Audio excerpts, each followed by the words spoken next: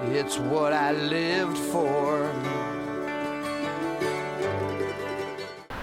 All right, so what makes me a soldier is that I was a soldier before I was a SoulJour.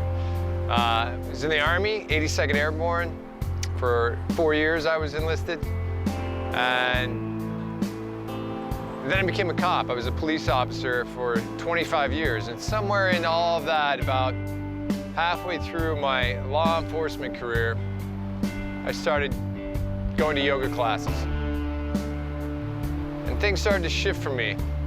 I mean, I'd always joined, I think, the law enforcement for the right reasons, to protect and serve, and really felt that I wanted to help out. It really started shifting when I started looking inward, like, who am I? And I realized that I'd spent a lifetime training to be a killer. And I was really out of proportion.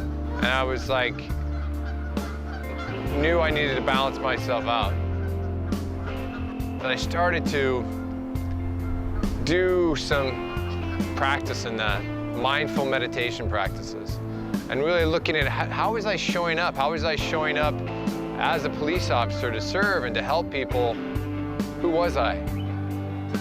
And how was I impacting the people that I was dealing with? So I continued down that path. I've retired now from law enforcement, and I've taught classes recently, mindful meditation courses to police officers where I teach them 7 different breathing techniques for different situations. I started looking up to people like Martin Luther King, like Gandhi, and they both of them, they were also finding that they were friends. And one of the quotes that they said is that you know, hate begets hate, anger begets anger, and the only thing that has ever resolved hate is love. It's the only thing that ever will. So I became a real proponent of love and compassion and how powerful those things are. Just like a book is closed now that I'm no longer a police officer, and a new book is opening up, and it's really that I get to write it. So now I am free.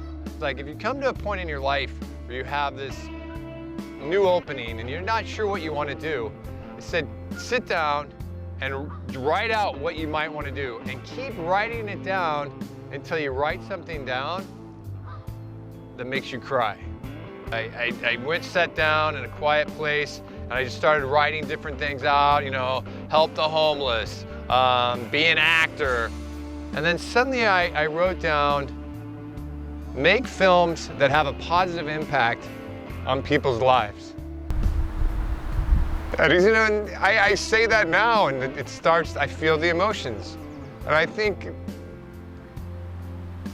one of the obvious reasons I'm feeling those emotions now is I sit here making this film.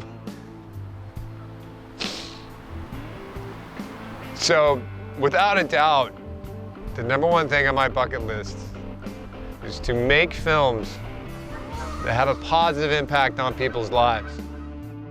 I'd prefer to know that you've got soul.